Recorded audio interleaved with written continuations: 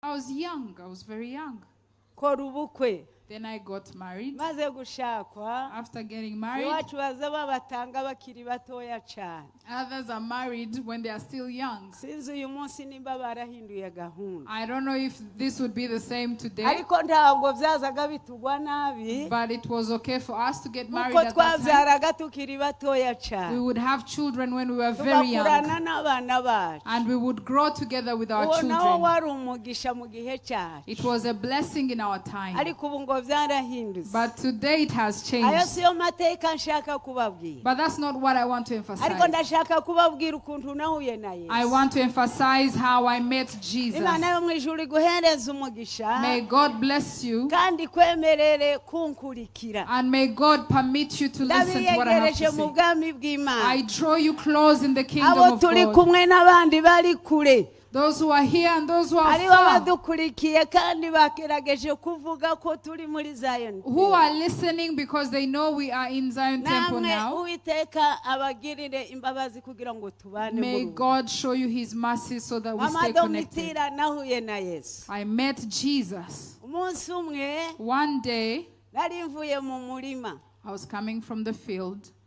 Mvuye guhinga. I was coming from tilling land. Ndangije ikivi cyanje. I had finished my day's work. Toragura udukwi twanje. And I picked some firewood. Ngo ndangize nsoroma n'utuboga. And then I picked some vegetables Iwacu on the baza way. batwita udusogo.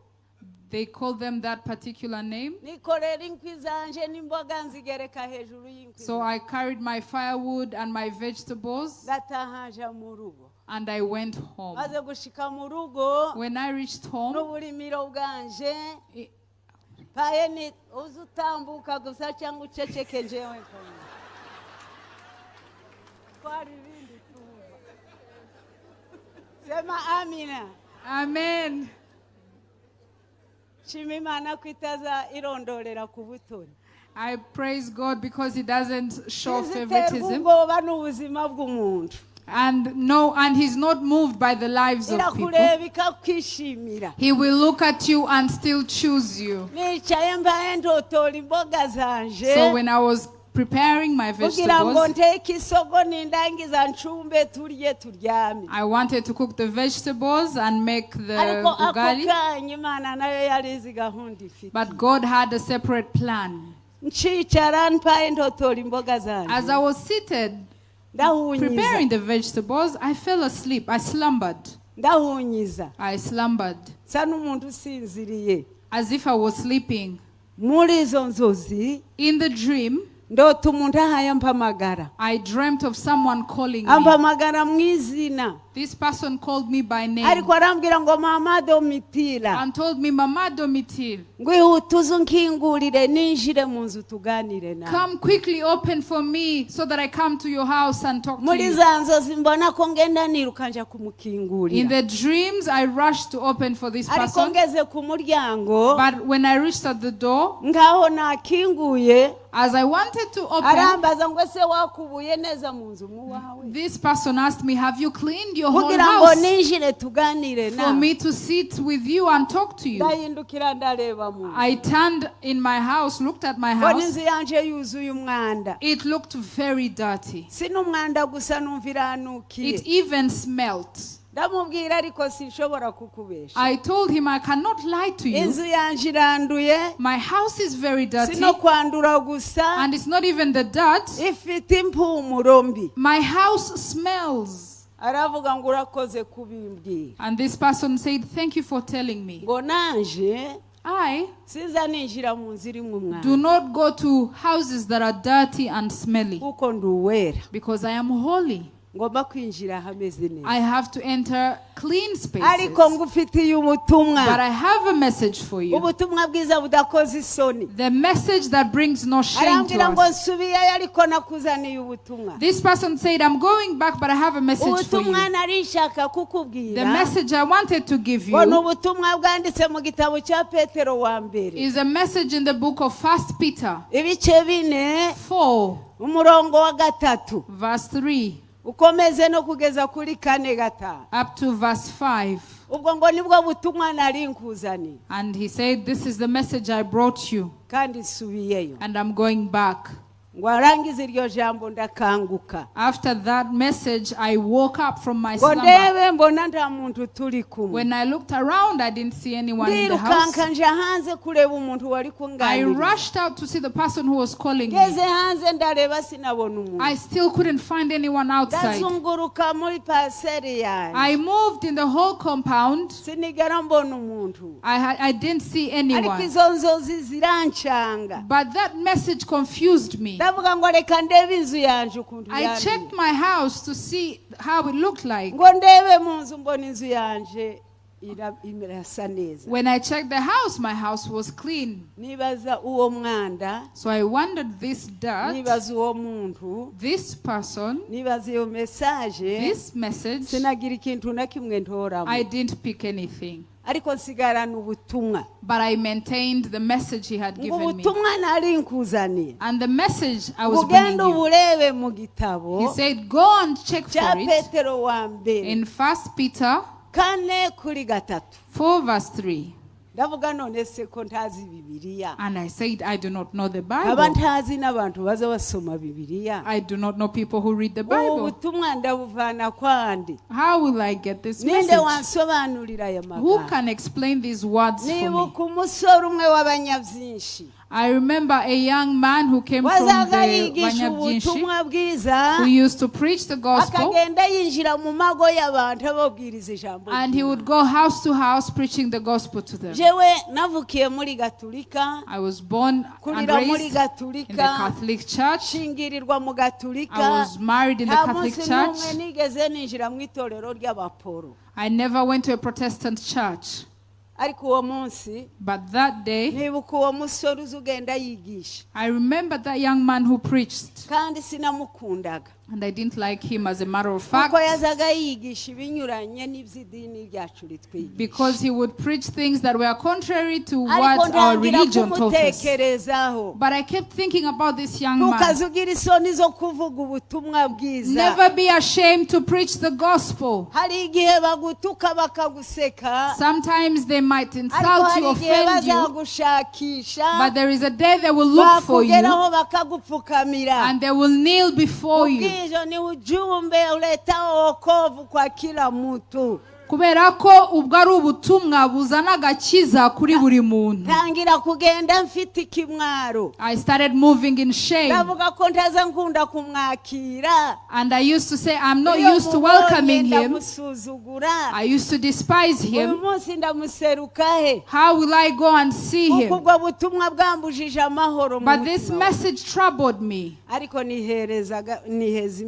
But I encouraged myself, and I went to visit him. He was called Thomas Rugenerwa. I reached where he was and I was ashamed.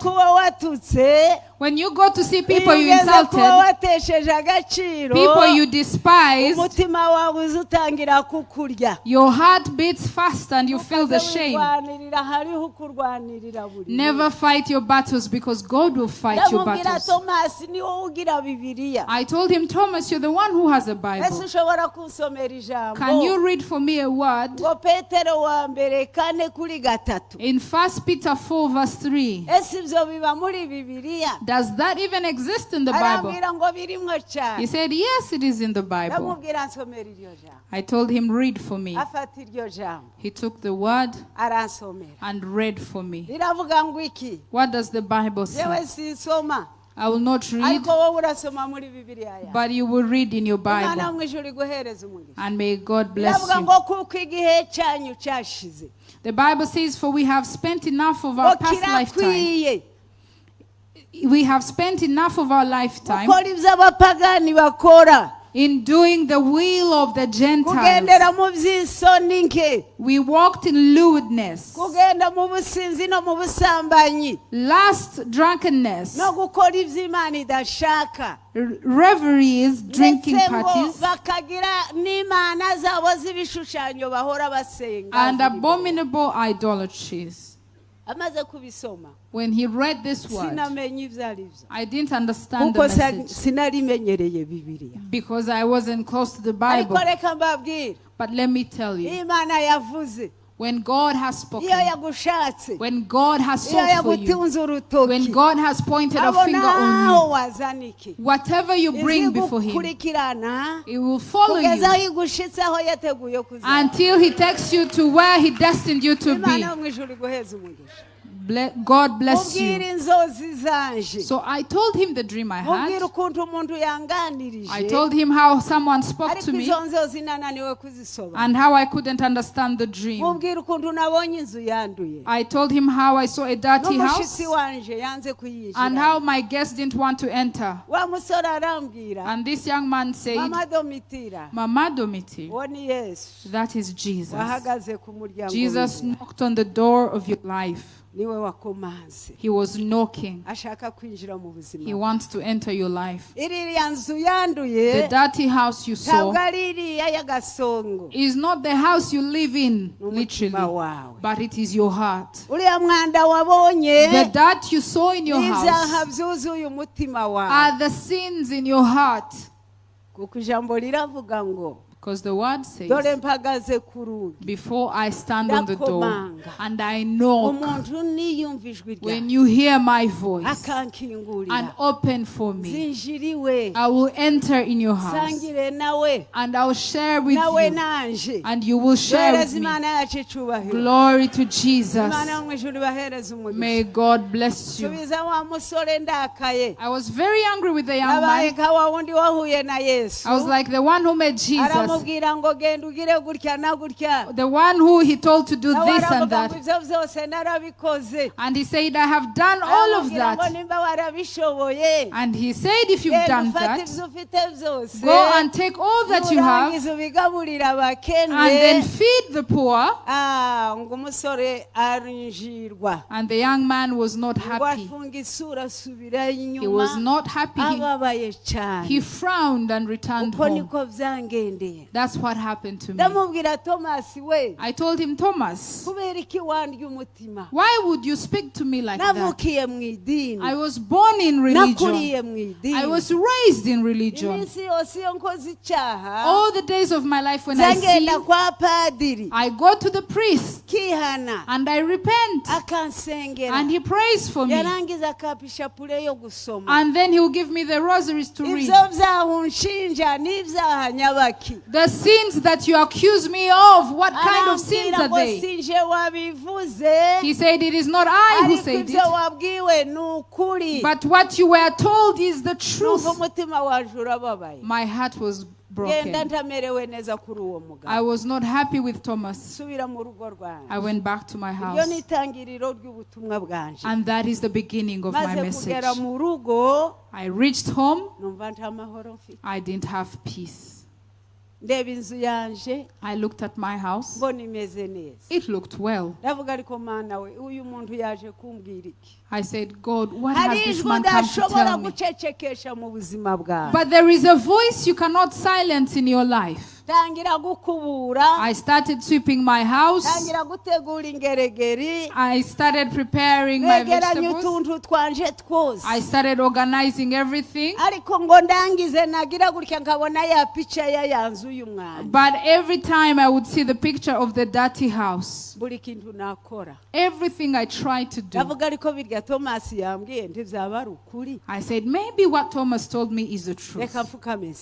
I said, let me kneel down and pray. I'll take my rosary. I was a Catholic 100%. I would have my rosary every time and wear it. Amen. Amen.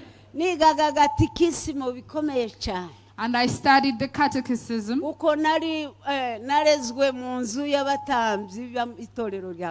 Because I was raised in a house of believers in the Catholic religion.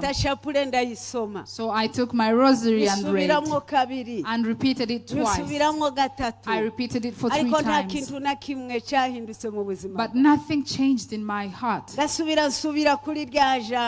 went back to the other word that they had told me, where the Bible says that we have spent enough time. We have spent enough time walking in the ways of the Gentiles. drunk and lustful, and walking in all forms of lewdness, and have worshipped abominable idolatries. I said, God, listen to me. I humbled myself. I prayed. I prayed for the impossibilities. But then I got before God and I cried. I remembered my sins. The Spirit of God came upon me. The Holy Spirit showed me that I'm a sinner. The Holy Spirit taught me how to kneel and repent. I went before God and I repented. No one taught me how to repent. No one taught me how to pray.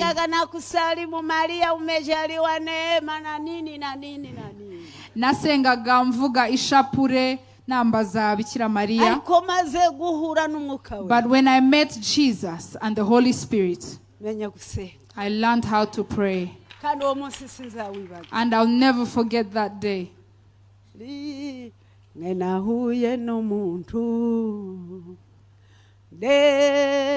Merewe n'ibyaha aje uwo muntu ankoze anturi iyo mitwaro yose ninduwo ni Yesu ni ushobora gukiza ubuntu bwaje mumutima ankoze ndahinduka.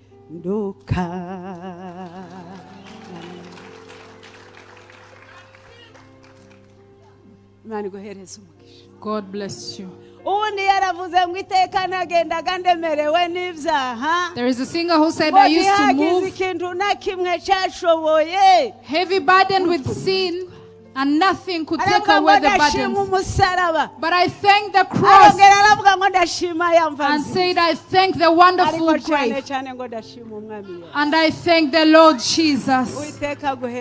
May God bless you. I prayed. I sought the face of God. I sought Him with my whole heart. I was full of the Holy Spirit. I spoke in new tongues. I was taught how to pray. I went before God with no shame. But from that day, in 1968, I met God, and the voice that spoke to me, it has never changed. There was a man, the gentleman said that ever since I received the Holy Spirit today, I have never been confused. May God bless you, man of God. May God bless you. From that day, I started to pray. Let me tell you the miracle that God did. After being filled with the Holy Spirit, the Protestants didn't embrace me.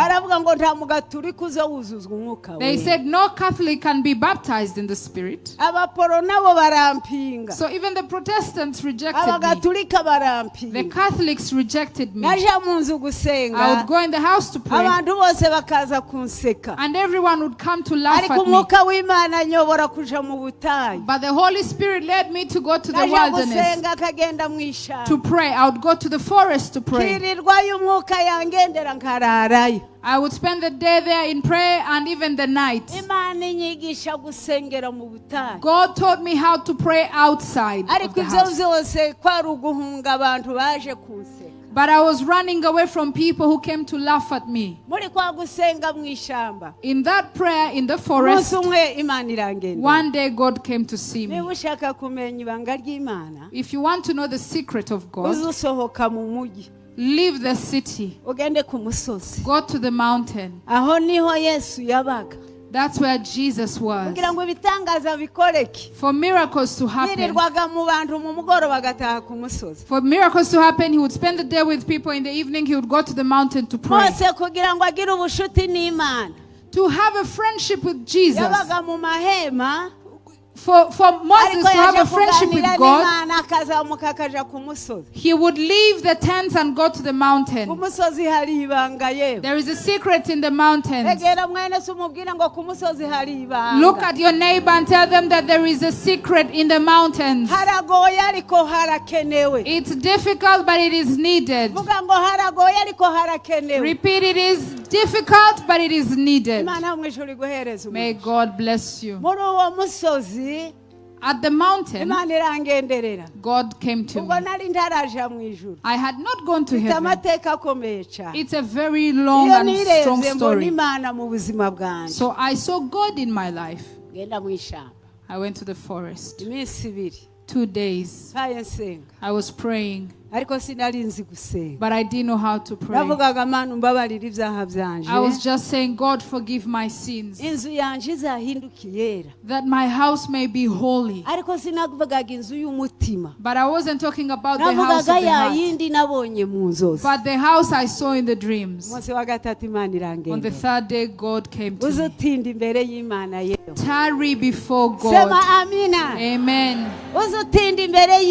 Tarry before Him. May God bless you. One evening when I was in prayer, I saw someone stand before me. Very powerful, very holy, who does not look white, who does not look like the black people, but very white, very pure. I had a voice, but I couldn't recognize it. I was scared. This person that I couldn't see and spoke a language I didn't understand. I said, woe unto me. I said, let me go home before this person comes to me. I folded my garments and I said, let me run. As I stood, when I was going to go through the way, I saw a man who looked white, very strong. And he said, wait and fear not. I am a man like you. I hadn't died yet. I was still in my flesh. I was not dreaming. I was coming from prayer.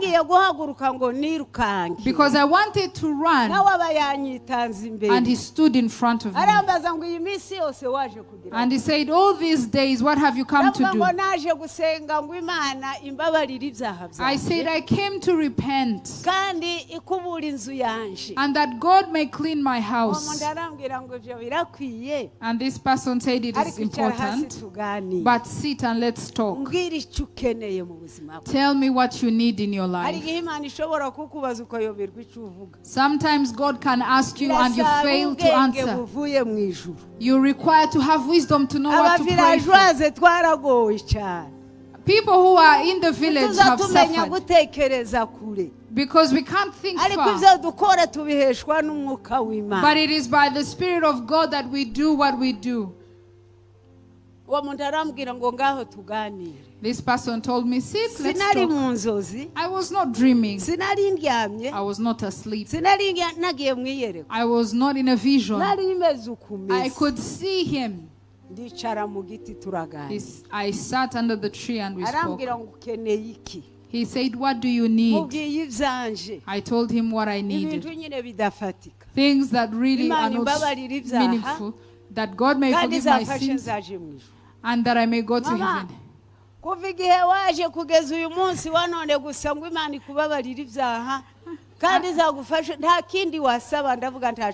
And he asked, all these days you've been asking for forgiveness of sin and for going to heaven, nothing else to ask. I said, no, I don't know what else to ask. He told me, let me teach you. There are many things you can ask from God and He gives them to you. I told him, tell me. God is patient with us. God is our Father. The way you listen to your children, that is how God listens to you. Glory to Jesus. May God bless you. I told him that, and he said that is enough. Let me tell you what to pray for. So he taught me how to pray and told me what to pray for. I don't need to tell it to you because you also have your secrets and what you have to pray for. And if you don't have what to pray for, from today, learn how to pray. Learn how to speak to God. There are people who waste time talking to people, but they never make time to talk to God.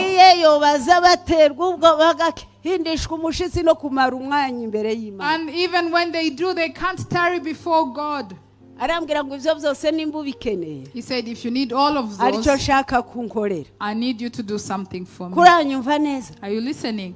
Amen. Are you listening? That is God. This person told me, what you asked for, you will get it. But there are things you also have to do. I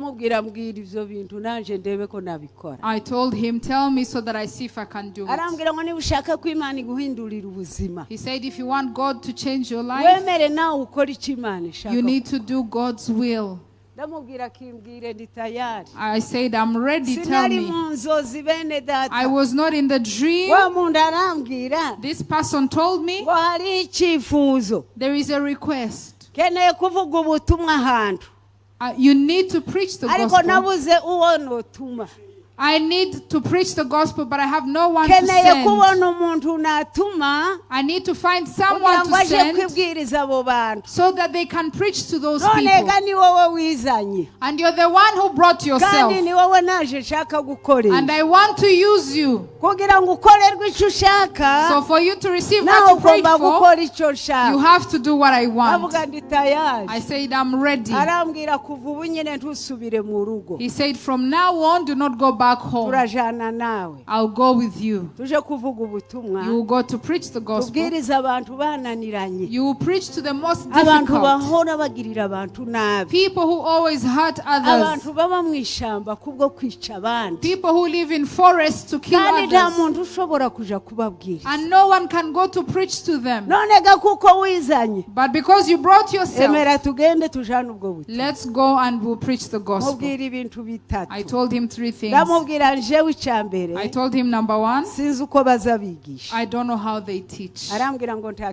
He said, it's okay. And I said, I don't speak any other language. He said, that's not your business.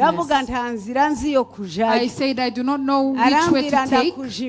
And he said, I'll go before you.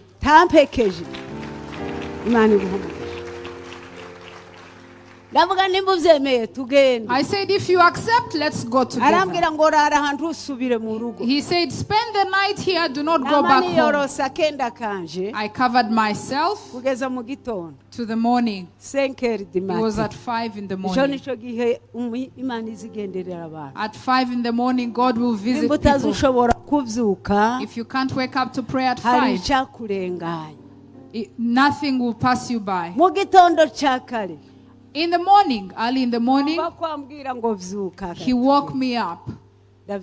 I woke up and we went together. I was not in a vision. I was not sleeping. We were moving together. We would get tired on the road and sit. The word of God says, when he had created everything, he went back and said, let's create man in our image. We are created in God's image. We speak like God. No other creature can speak like humans. You are greater than everything else, so that you have his image. and speak on his behalf. Where he could stand, you will be the one standing. But because you don't know who you are, that's why you confuse things. May God help us. So I went with the man. When we were going to reach where the rebels lived, my brother listened to me. When we were reaching the town, the man told me, sit and let's pray. We prayed. And he said, we are entering the rebels' camp. Number one, they are frightening. Number two, they have no upbringing, no manners. They live like beasts. But do not fear them. When you want to see them, just focus on me, not them. When you focus on me, you will not fear them. I accepted and we went together. We'll go through the first village. Then the second village, second town. They will all come wanting to see you. They will scream when they see you. But do not look at them. Just focus on me. I'll go before you so that you don't get distracted. When we reach the third town,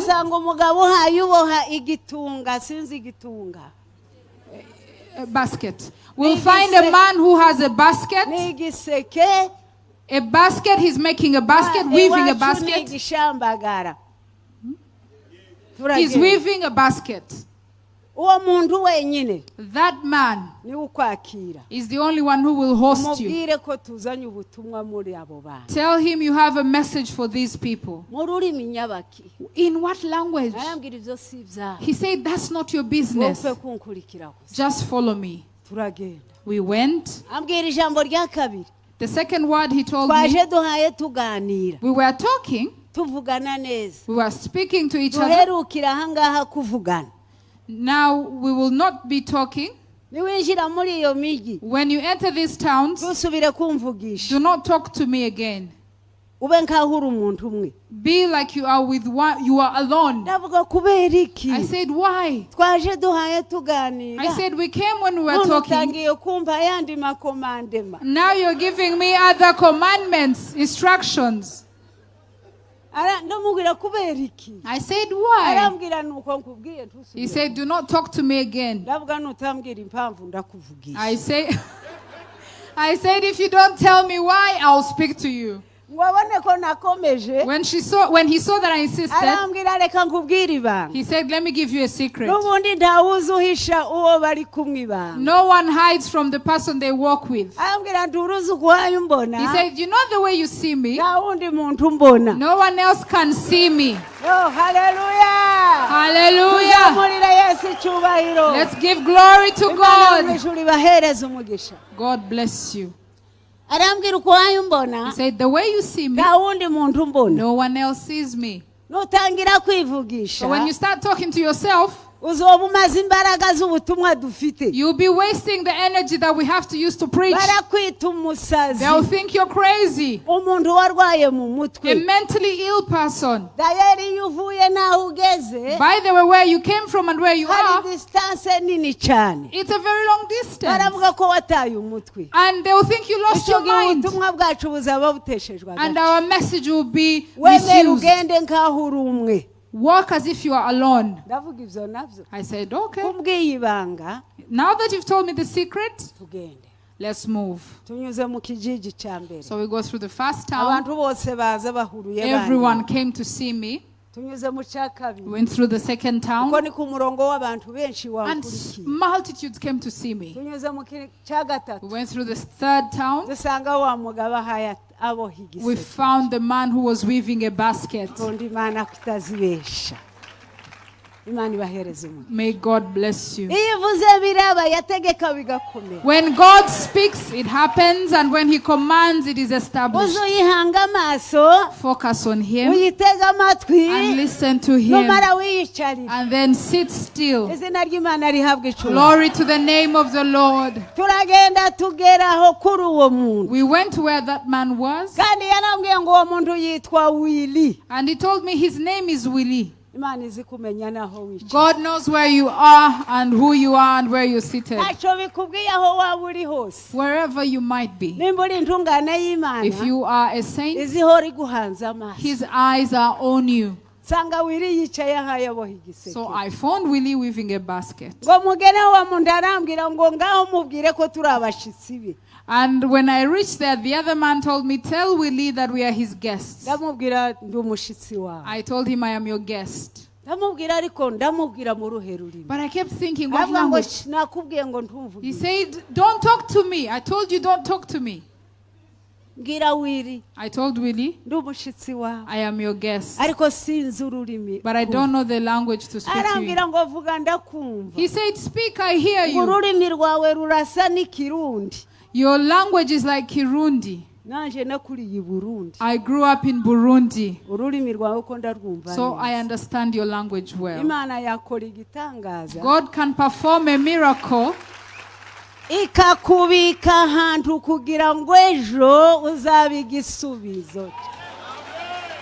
God can perform a miracle and preserve your life so that you are a solution in the future.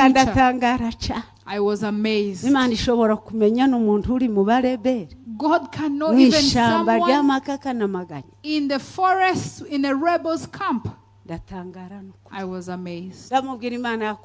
I said, God has sent me to you. God has told me to tell you to call these people so that I preach to them the gospel. But before telling that to him, he brought me a chair. And he said, sit and let's talk. Gave me a chair, yet we were two. And the one I was seeing was more honorable than I. When he gave me the chair, I couldn't sit on it. And I couldn't give it to him because I knew the secret he had. I wanted to speak, but I couldn't speak. The other man knew what was in my heart. He sat by the chair in the dust.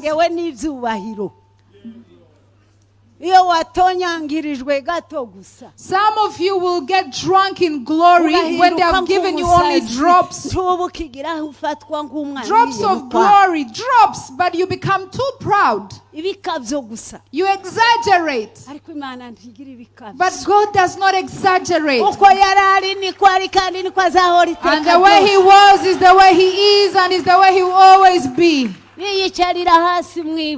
I sat in the dust and he said, sit on the chair. I sat on the chair. And then he came so that I could tell him. I told him, call for all the people.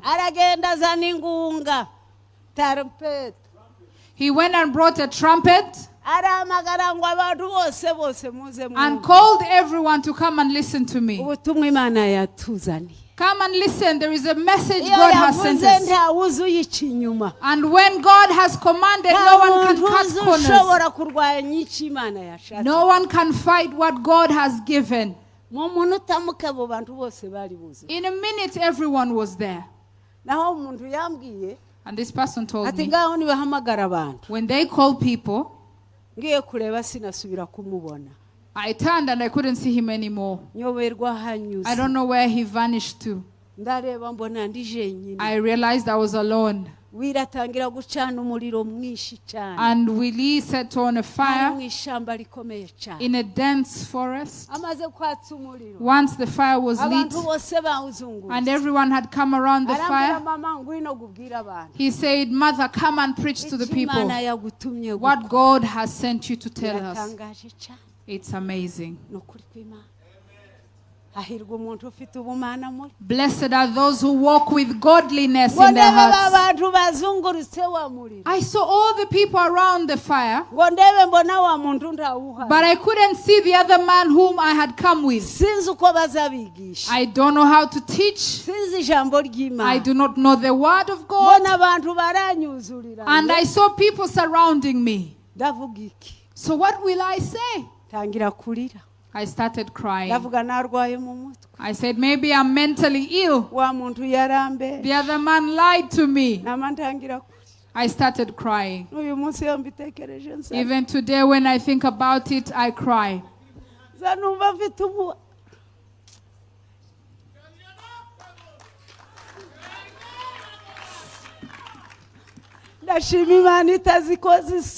I thank the God who never brings us to shame.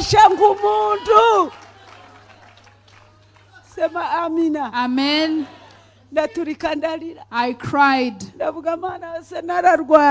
I said, God, am I sick? Was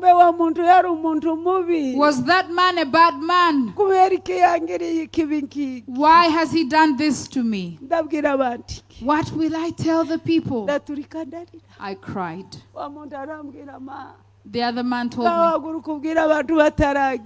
Willie told me, speak to the people before they go. I started trembling. And the other person thought I was full of the Holy Spirit. But I was full of fear. I was sad. I said, God, what have you done to me? Willie said, rise up, mother, and speak. I left the chair without knowing what to say. Imagine if you were me. You would cry if you were in my position. I stood up not knowing what I was going to do. I was trembling and I was crying. I said, these people will stone me. I stood. When I stood from the chair, hallelujah. Glory to Jesus.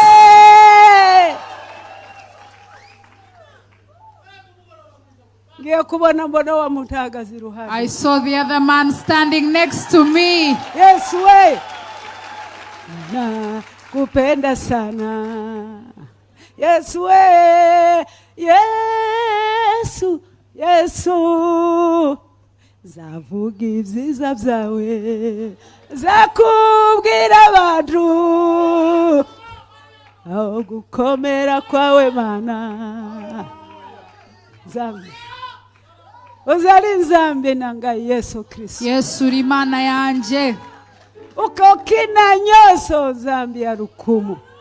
Uri Mana kw'icyubahiro. Zahora nkurata. I'll always praise your name and I'll tell people about you. Nitabambia uweza. Babikunda batabikunda nzababwira Yesu. Wa muntu afata ijambo. The other man started speaking. Those who have Jesus have everything. When you have Jesus, you have everything. Ntukagire isoni iyo ufite Yesu. Sema amina. Amen. Hatuna haja ya kulia. Nta mpamvu dufite yo kurira. Hatuna haja ya kuomboleza. Nta mpamvu dufite yo gutinya. Hatuna haja ya kuhofu. Cyangwa guhungabana. Maana aliye mbele yetu anayaweza yote. Kuko uri muri twe arakomeye kandi ashoboye byose. Imana iguhumurije. Hallelujah. Umuntu w'Imana avuga ubutumwa. The man of God preached the message himself. And the message touched the hearts of the people who were gathered. He called all of them to receive Jesus. For you to be delivered, leave these ways. Today Jesus is telling you to leave your ways. The things you do that do not glorify God. There are things that have hindered you from moving. There are things that have taken your worth. And I'm telling you, there is one day that is waiting for you. And you are here. I'll not point a finger on you, but you know yourself better than anyone else. I wish God would touch your heart today. The sinners repented. They knelt. The only thing I did, he said, come and let us pray for them. He said, stretch your hands on them. We prayed for them and people cried. People repented.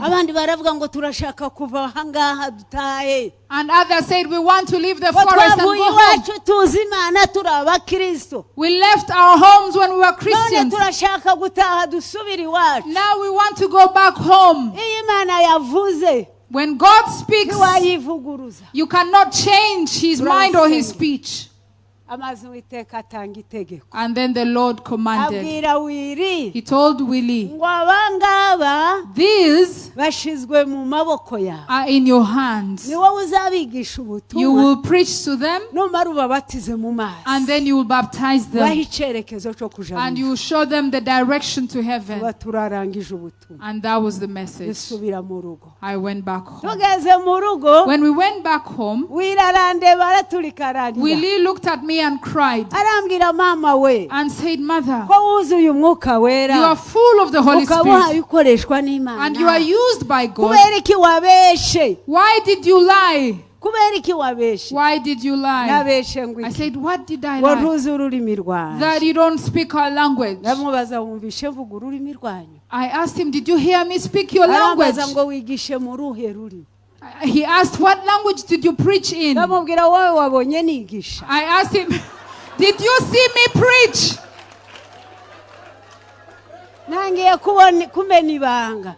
And now I'm breaking the secret. I'm revealing the secret. Did you see me preach? And he asked, are you too? And I remembered what the other man had told me. Always remember to look back and remember what the Lord spoke upon you. Then you will follow his instructions. I remembered and I kept quiet. So we talked. I told him how I had come and how God had brought me. And he said, God still remembers you. I used to be a Christian. I was a servant of God. But the world took me. I was taken by the lust of things. And I accepted to become a rebel. So that I'll be stealing cows that were not mine. So that I'll eat free things that I have plundered. But even here, God knows me. I told him, even here, I live by the things I cultivate. I do not plunder anymore. I do not fight anymore. Because God has refused that. I cultivate, then I eat what I cultivated. That is my life here. I told him that's why God sent me to you. Go and serve him. Willie became a servant of God and was responsible for the new converts. When you have been anointed, no one can take the anointing from you. Bazamuka bamanuka. The anointing lasts. And the anointing is your shelter. Look at people who have been called by God. People who are really anointed. The anointing from heaven.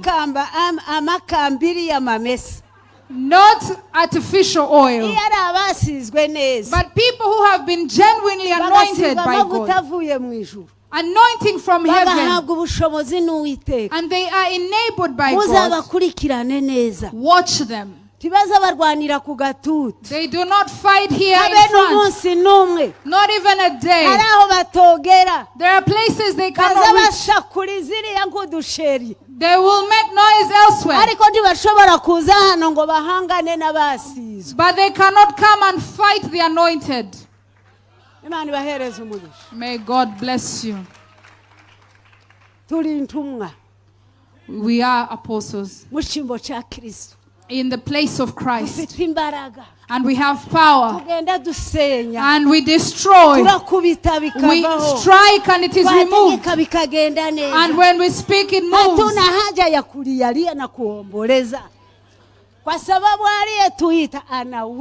Ariko nta kurira no kubembereza no kongorera kuko uwaduhamagaye ashoboye. So Willie started leading the rebels in the forest. One day he preached in that region and came all the way to Minembwe. What I say has facts. I am not just speaking stories to tell you. In 1968, before you were born, before your mothers were born, the gospel is the same, it doesn't change. And it is not double-sided.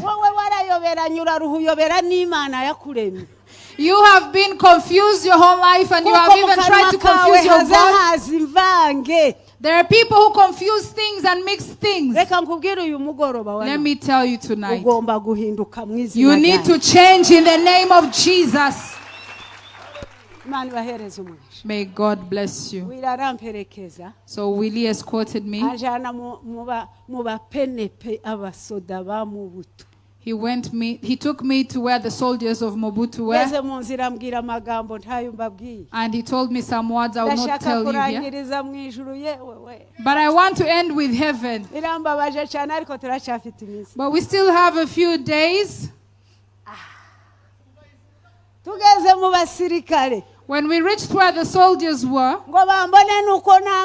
when they saw how I was dressed, walking on my feet, no shoes, I had jiggers all over my legs. Everyone thought I was a rebel myself. And someone said a wife to the rebels has come. And the soldiers gathered. And others took positions with their weapons. And they said, my husbands are behind me. And I have come to distract the soldiers. They were scared.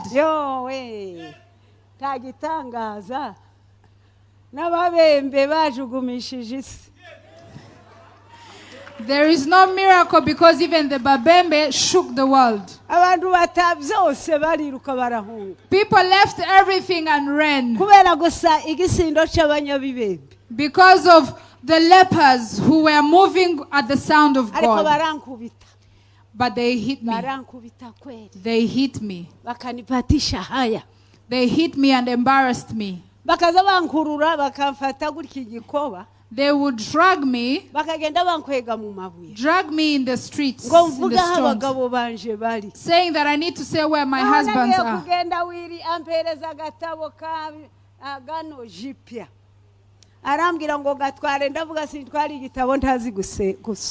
But when I was with Willie, he had given me the New Testament.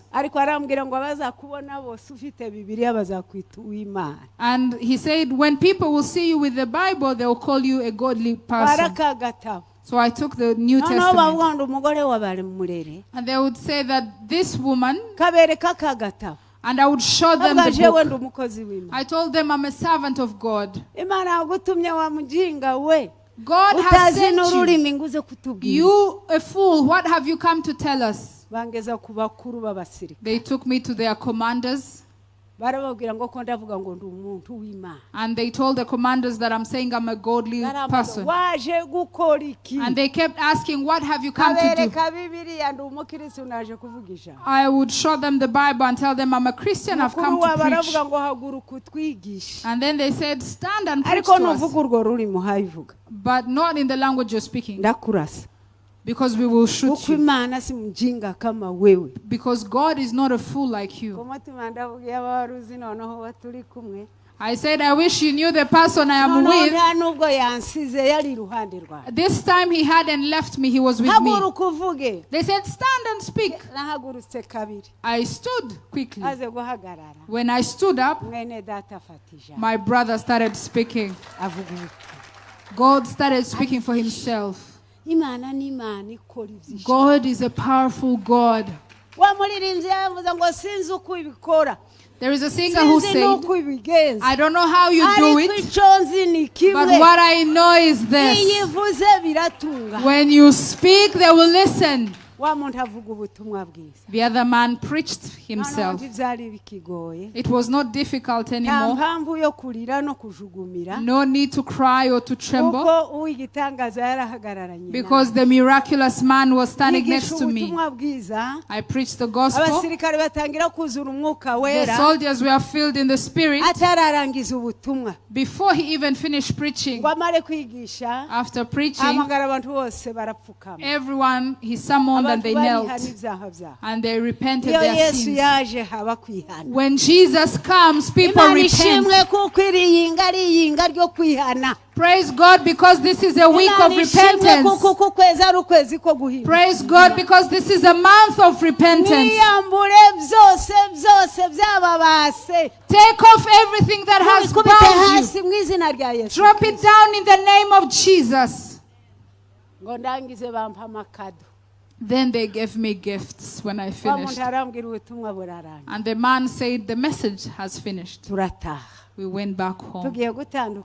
When we were about to go our separate ways, he said, go back to the place you were praying from. The place you used to kneel. Go back to where we met. Go back to where you met God. Know where you built your altar. Go back to your altar. There are people who do not have altars. They are the ones who bring problems in this world. They have nowhere they are coming from. They have no plan of where they are going. They are not going to heaven. It's an embarrassment. May God bless you. We went to the other place. When we reached there, he said, what we did, do not tell anyone. Go and keep it as a secret. To the day I'll tell you to speak. But do not tell anyone what we've done. Go back home. You have accomplished what I told you. I will do what you asked me to do. You can clap your hands better than that.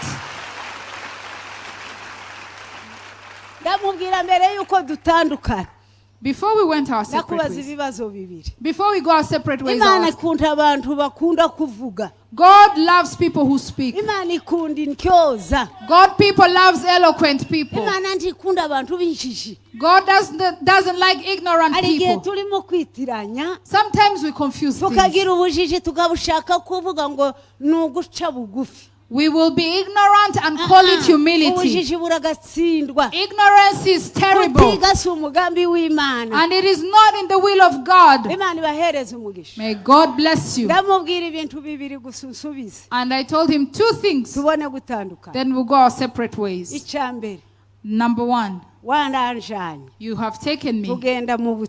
We went to preach the gospel for 3 days. When we reached, I didn't say anything.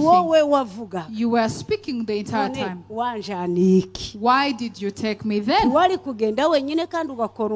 You could have gone by yourself and preached the gospel. Tell me why you took me. Yet I wasn't going to say anything. The other man looked at me and said, none Now, if I hadn't gone with you, and remember I was invisible to them, how would they listen to me? It was necessary that I take you so that when they see you, they will hear me.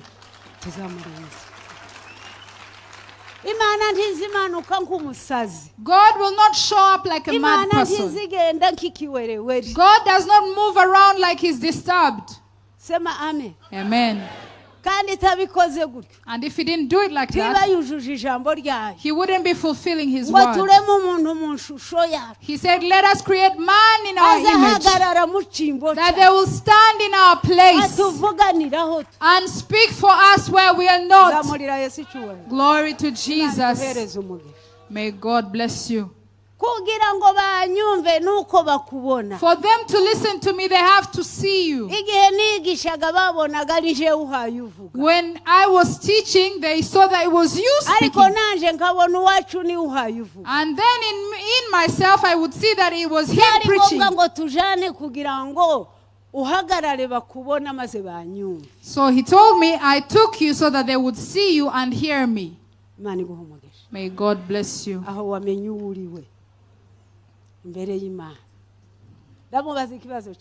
I asked him the second question. Why did they beat me and drag me in the stony street?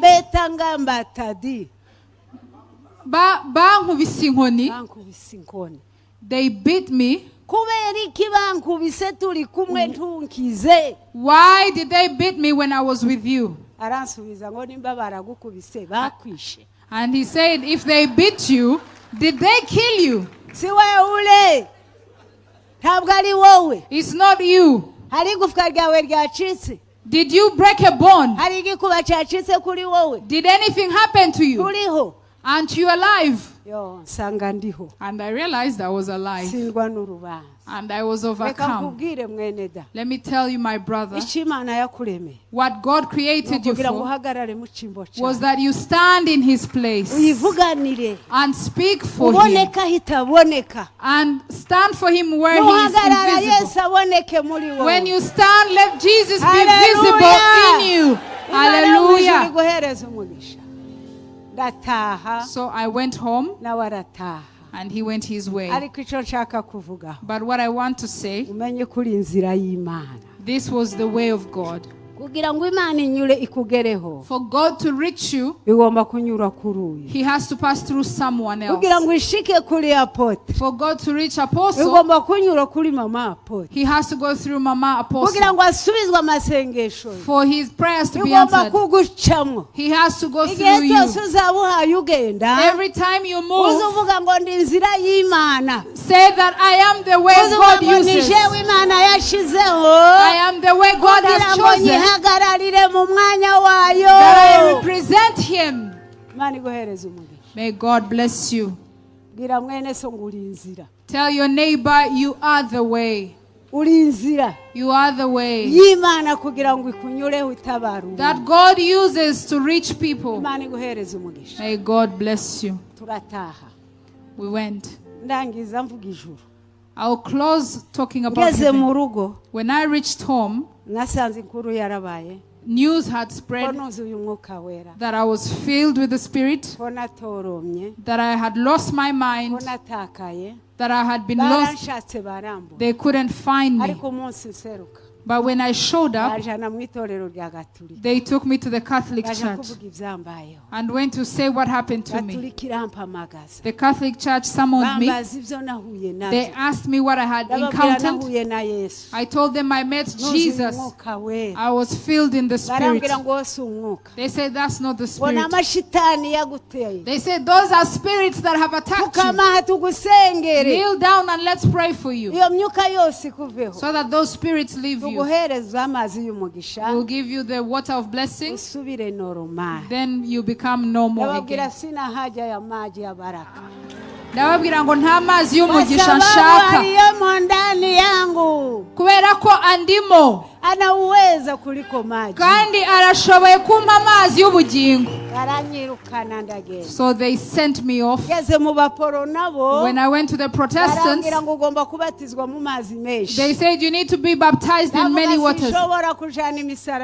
I said I cannot carry 2 crosses. Because baptism twice is 2 crosses. I told them, where will I take those crosses? So the Protestants sent me away. And now I was in trouble. But I remember that when I go to the forest, I'll meet God. I went to the forest. And I went with other people. 8 men and 4 women. We went to ask God what we were to do. In the prayer, we prayed for 3 days. That's when I went to heaven.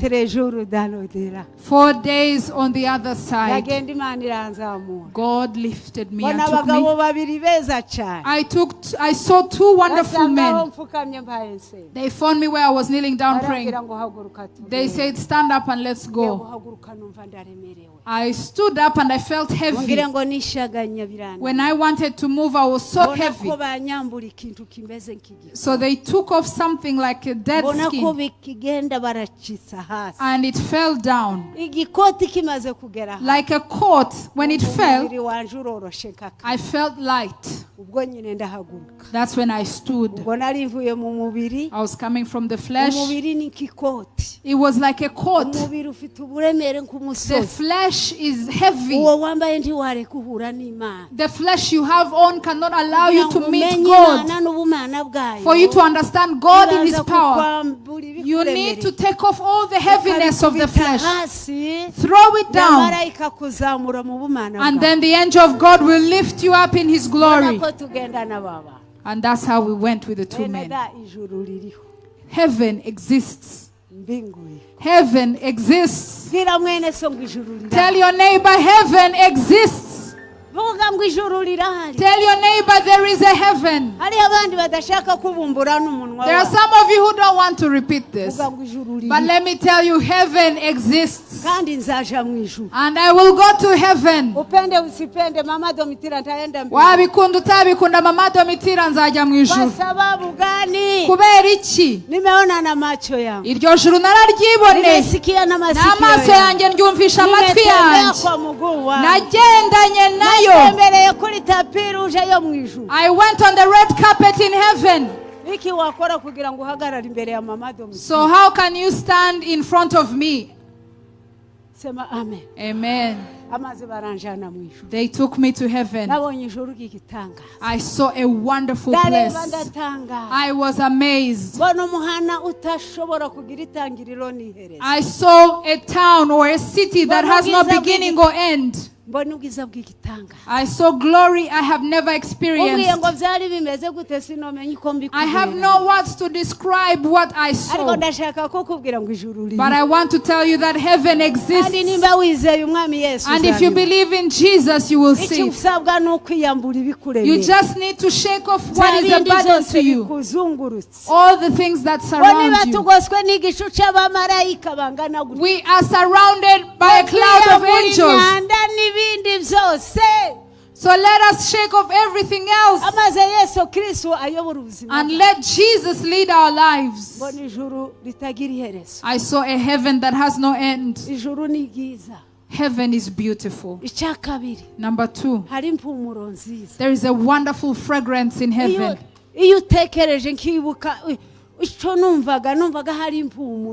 What I remember was the fragrance of life. I asked, what country is this? What nation is this? They told me this is heaven. Heaven.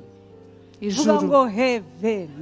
Subiramo ng'Ijuru. Hallelujah. May God bless you. You look good like people who are going to heaven. Determine yourself and say this. Me and Jesus. The truth is, all that surrounded my life, all that took my worth and value, I am dropping it and burying it today. so that I go to heaven. They told me this is heaven. So the Bible is true.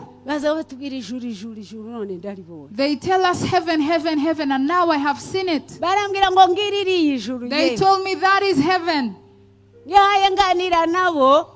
When I was talking to them,